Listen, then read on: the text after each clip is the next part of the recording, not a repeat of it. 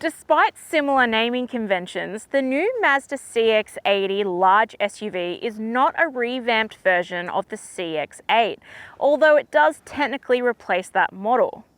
The CX-80 is in fact the 7-seat version of the mid-size CX-60.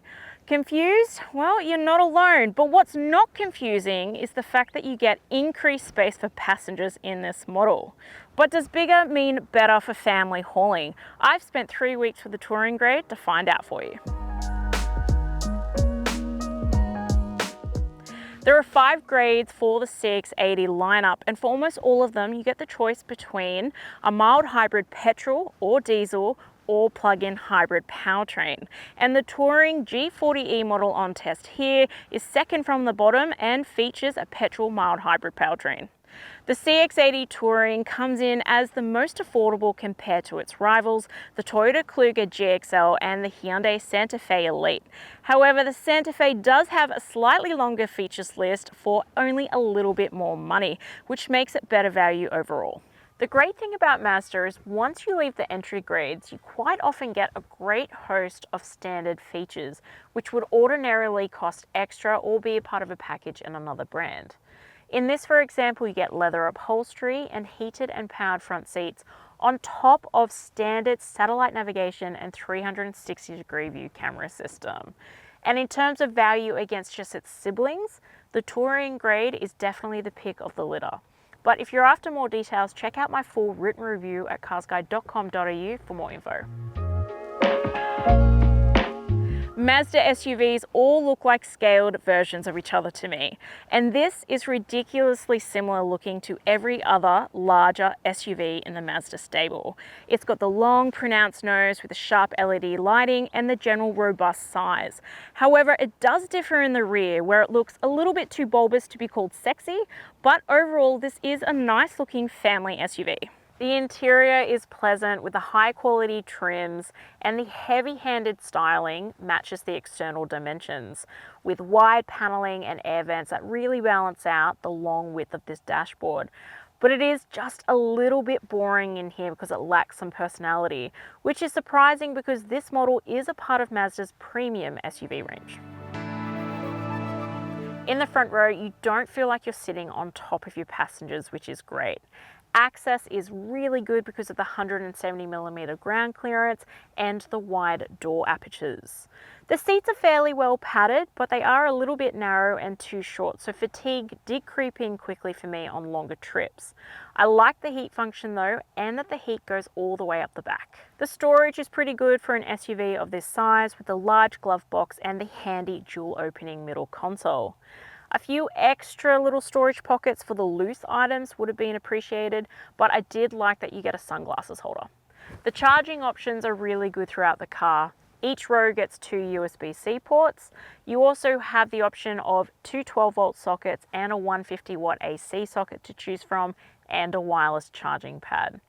The wireless Apple CarPlay has been easy to connect to this week, and you also get wireless Android Auto for those users too. This has a 10.25-inch multimedia system, and the system hasn't seen any recent upgrades.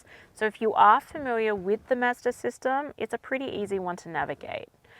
That being said, I usually prefer a straight touchscreen, but you only get the touchscreen functionality when the car is stationary. Alternatively, you can always use the rotary dial to access it.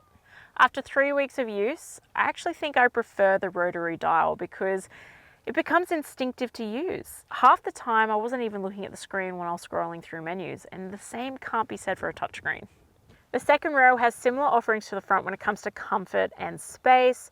Access is almost as good as well, but I did notice that the heavier doors sometimes miss their hold position if you swing them open too quickly. It wasn't too much of an issue for my husband or myself, but for my 8-year-old, he did get whacked a few times. The storage is pretty good in this row. You get 2 mat pockets and a small storage bin in each door, as well as a total of 6 drink holders to choose from. It was easy fitting my child seat this week, and the row is wide enough to accommodate 3 if they're not too large. The other amenities are good with reading lights, its own climate control, and you get our family favorite, retractable sunblinds back here. Although I did have comments from everyone who's sitting in the middle and the third rows that the AC system takes ages to cool these rows down.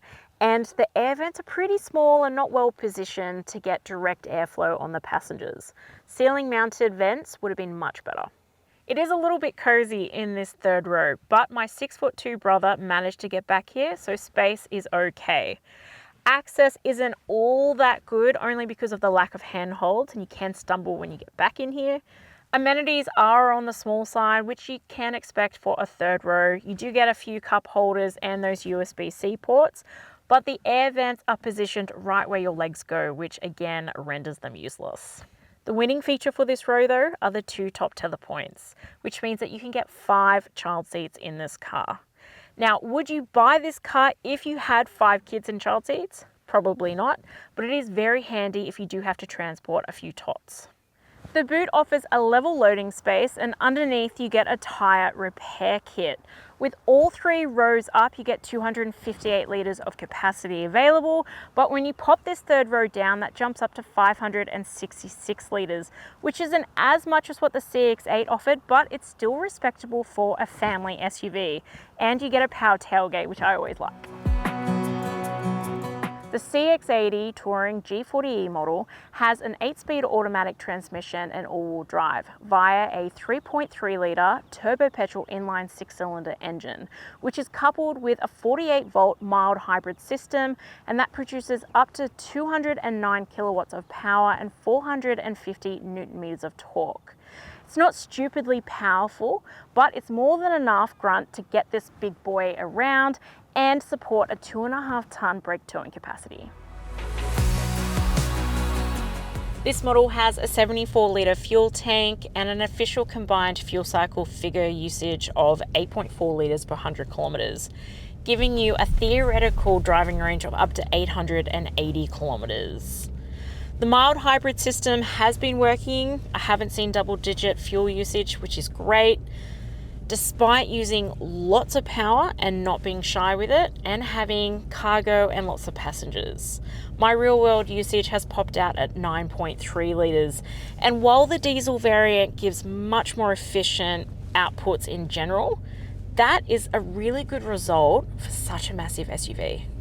The Touring G40e is a pleasant, if a little boring, SUV to bum around in. It's got plenty of power that, while it's not sporty, it's still fairly graceful and doesn't feel like it lumbers up hills or in a city environment, making this, like I said, pleasant. But it does remind you that it's a big car. Ride comfort is really good with suspension that sits on the right side of firm for a driver to get good road feedback, but rear passengers will get jostled a little bit over the worst of the bumps. Road noise can creep in as well at higher speeds, and third rowers will struggle to be a part of the conversation, but overall the cabin is pretty refined for longer journeys, which makes this a good road tripper. The visibility is good in this model because of the wide windows, but some of the pillars are quite thick, and that meant that I was checking my blind spots just a little bit more carefully.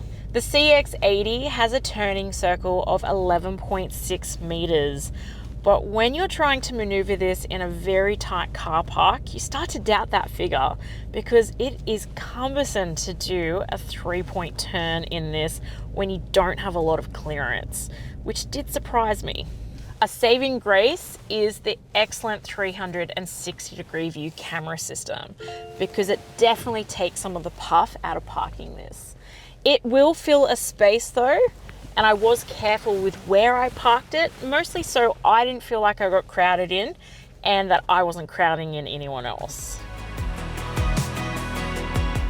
At the time of this video, the new Mazda CX-80 hasn't been tested with ANCAP and is thus unrated, but it does feature 10 airbags, which is great for a family SUV. And that includes side chest airbags for the second row and curtain airbags that extend to the third rows. Some highlight safety assist features include the safe exit assist and front and rear cross traffic alerts. The adaptive cruise control is one of the most user-friendly that I've sampled recently, and outside of a sensitive lane keeping aid, all the other systems are following that user-friendly vibe, which is great. But the full safety specs are in my detailed written review at carsguide.com.au if you need more info. Mazda offers the CX-80 with a 5-year unlimited kilometre warranty, which is on the more basic side when you consider that most of its rivals are now being offered with up to 7 years as standard.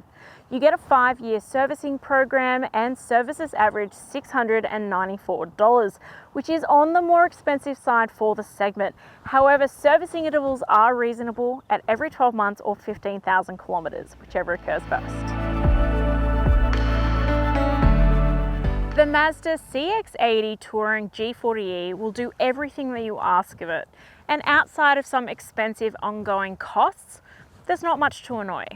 However, I still wonder if it's the SUV that you'll jump through hoops to get, because if it's after-kid stowage with those 7 seats, a people mover would probably offer more practicality and comfort than what this one does. But I still really like it, and that's why it gets a score that's on your screen now. If you're after more details, check out my full review at carsguide.com.au. See you next week.